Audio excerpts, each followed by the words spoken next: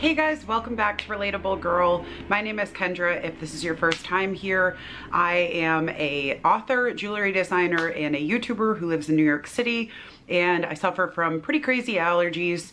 I'm trying to live my best life I can with those allergies and on a budget as a relatable girl here in New York. So before I get into the actual video, I have a few things I am so excited about. So I'm just going to tell you quickly. I am going to be starting a new video series on this channel called Sci-Fi Rewind, where I will be rambling slash talking slash whatever about old sci-fi movies that I've recently rewatched. When I had my surgery, I had a lot of time to just kind of lay around and watch movies, and I've gotten back into the sci-fi stuff. Like, I can never go far from it. Like, I might take a little time and, you know, catch up on Glow, which Glow is amazing, and some other shows, but I always want to come back to my sci-fi. I love my sci-fi. I can't help it. So I'm going to be doing a new series about that. I also am going to be doing a big giveaway as a thank you to you guys because we have reached 150 subscribers together. I'm so excited. So I'm going to be doing a giveaway. Unfortunately, it's going to be US only for now just because shipping anywhere else in the world is insane. So US only for now, but I will be getting that up soon, so keep an eye out for that. I'm very excited. And I also have a very exciting little announcement to make soon about some products that I'm going to be trying. So that's a little bit more of a secret for now still, but keep an eye on this channel. Make sure that you're subscribed so that you will not miss these exciting new videos. So now we're going to get into Big Little Lies.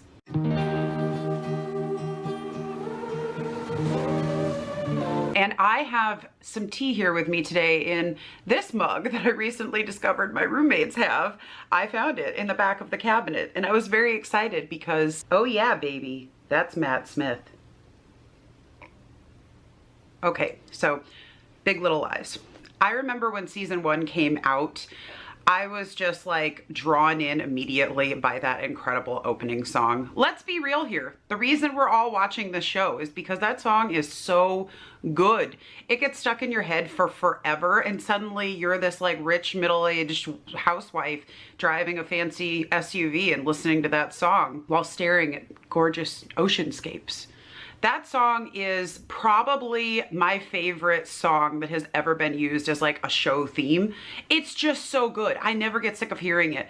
There's something about it that's like instantly nostalgic and just like, oh, it's just so good. And I definitely suggest you go check out more of that guy's music. His music is incredible. Like, I had never heard of him before that show, and I feel bad about that, but I, just like many other people, discovered him because of that show, and he's fantastic.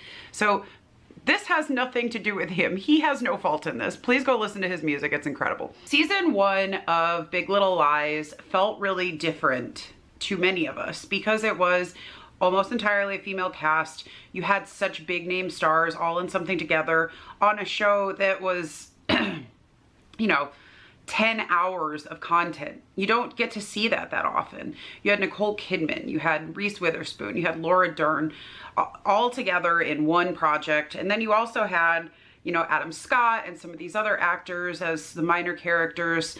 And of course, Skarsgård. Which Skarsgård is it? Whichever Skarsgård it is. The Skarsgård, the hot Skarsgård. The first season was bananas. I remember starting watching it. My mom started watching it. We were both like, this show is incredible. And I actually went and bought the book. I want to say like 2 episodes in, and I read the book very quickly. I loved it. And so I already knew like what the twist was going to be at the end. I already knew because I had read the book. But the book was different enough that I still felt like on edge and very satisfied at the same time with the show. For one thing, the book is set in Australia, where the show is obviously set here in America. One of the biggest things about the show that really just got me was the look into domestic violence. And unfortunately, that is a subject that I know some things about. And when you see that the guilt and the stress that are involved in that for the person who's the victim of that, I felt like really portrayed that well. It understood that push and pull. And I watched this go down with, you know, generations of women in my family, unfortunately. And when I think about the fact that my grandmother stayed with my abusive grandfather all the way until the day she died, it just blows my mind and it's hard to understand. But a show like this, I feel like, shows that in a way that people can understand, whether it's people who are in that same situation that can kind of get a better look at it from the outside, or people who have never experienced it before and they can have more empathy toward people that have gone through it. It was so well done. The music was so important to the show and the music was used so masterfully. Just an incredible soundtrack, and it felt captivating and mysterious, and it kept you going all the way to the end. And again, the performances were incredible. Zoe Kravitz, incredible, you know. And even the kid actors were really good in it, which, you know, what it's hard to get good kid actors and things. So when the show finished, I felt very satisfied. It ended like the book did. I felt we're good. As much as I thought, man, I would love to see a project that's this good again, I knew that it was one of those lightning in a bottle moments. It would be hard to recreate the magic of that season. First of all, it was a full story that was told. It was beginning, middle, and end. Done. Secondly, you can only really have a story like that one time where it just all comes together that way. When they announced that they were doing a second season, I was a little concerned, but I was excited as well just because I loved the first season and all of the cast was coming back. I have this phrase that I use when I'm talking to people about writing: Jack Sparrowing. Jack Sparrowing comes from the fact that in the first Pirates of the Caribbean, Johnny Depp's character, Jack Sparrow, was fun and interesting and cute and adventurous and bananas and crazy and fun, and we loved him. By the second and third, and what are they on, like the 30th movie now? By the time that they had moved on to some of the later sequels, they had taken a few aspects of Jack Sparrow's character and they had amplified them until they were a cartoon version of what they originally were. And then they just kept going even past that. And when they kept making movies, it got to the point where I don't care anymore. There's only so many times that I can see Johnny Depp going, "Why is the rum gone?" before I'm absolutely not interested anymore. Unfortunately, with Big Little Lies, many of the characters were Jack Sparrowed. These are just my opinions, by the way. I feel like I should say that right now because people are probably going to get angry with me. And I know that there are a lot of people who watched the second season and loved it. These are just my opinions, both as a viewer and as a writer. I feel that many of the characters in this show were Jack Sparrowed.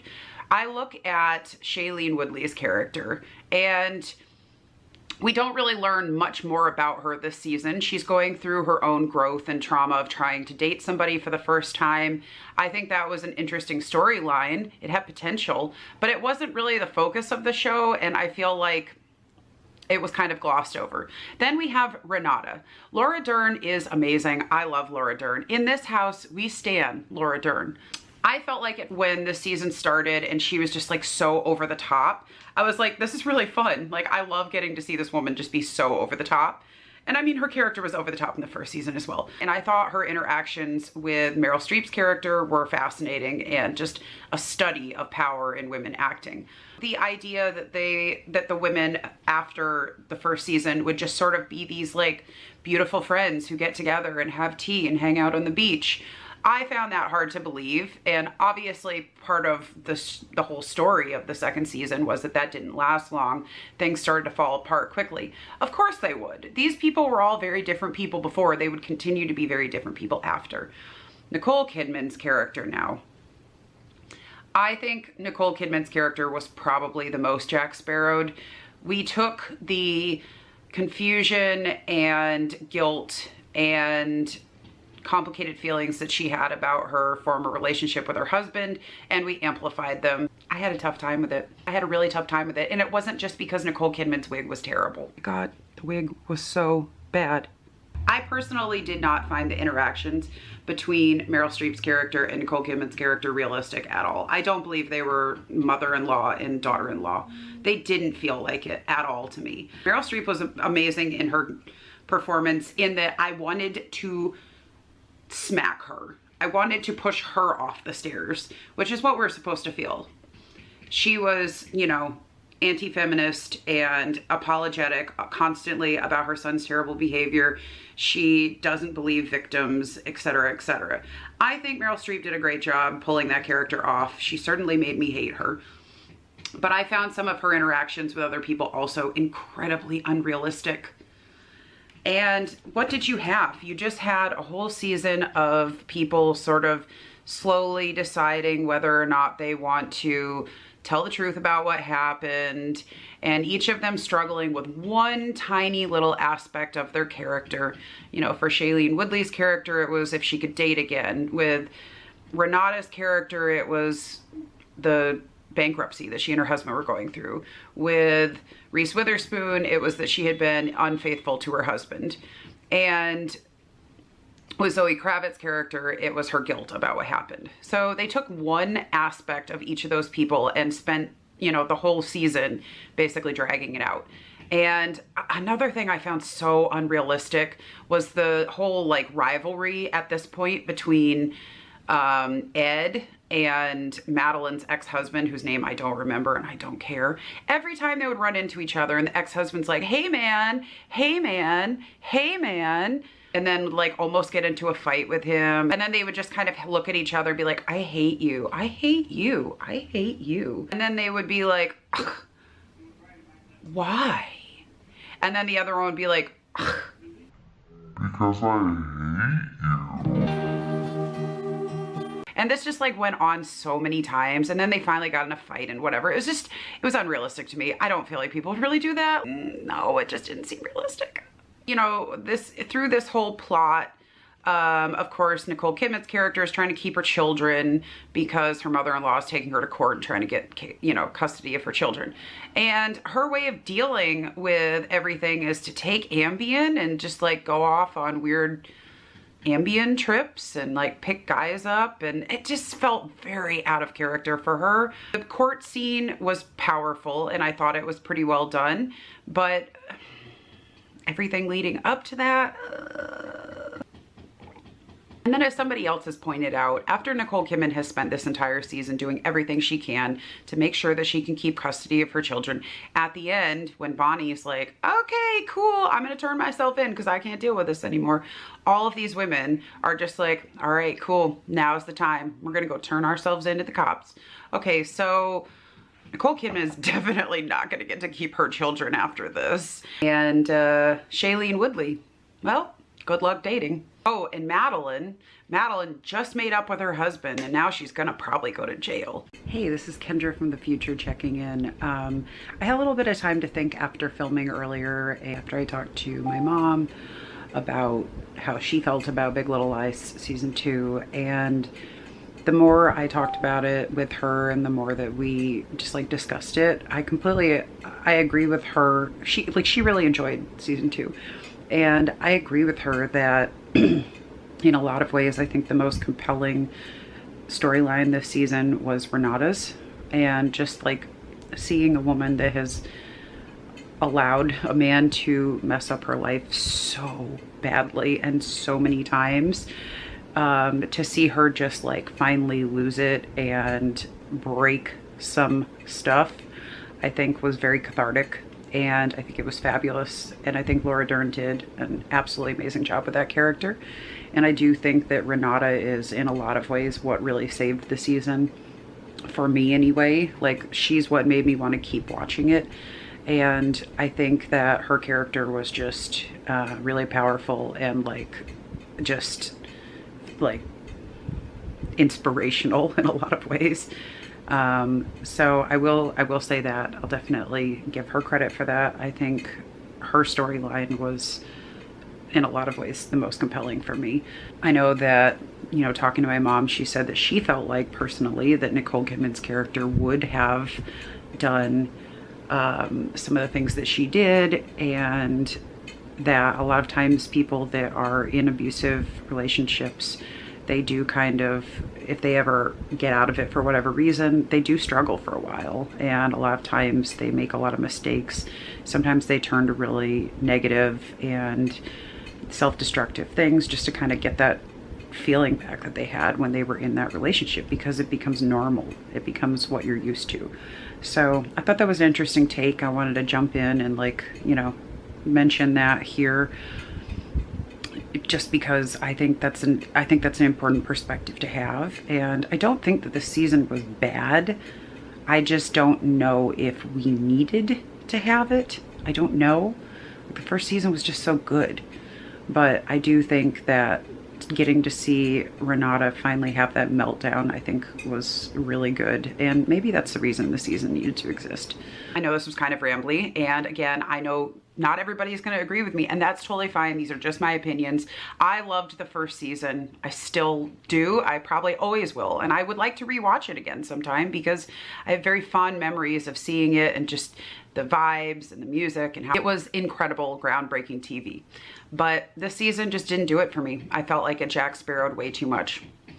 So anyway, tell me what your thoughts are. Have you watched the new season? Did you like it? What did you like about it? What didn't you like about it? Like, tell me all that fun stuff.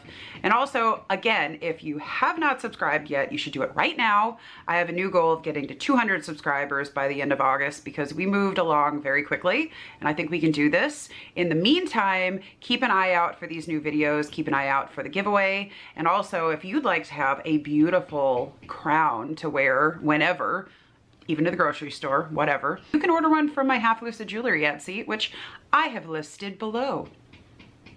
Anyway, thank you so much, guys, for watching this video. It was so much fun to get to sit down and chat with you, and I'll see you in the next one. All right, bye.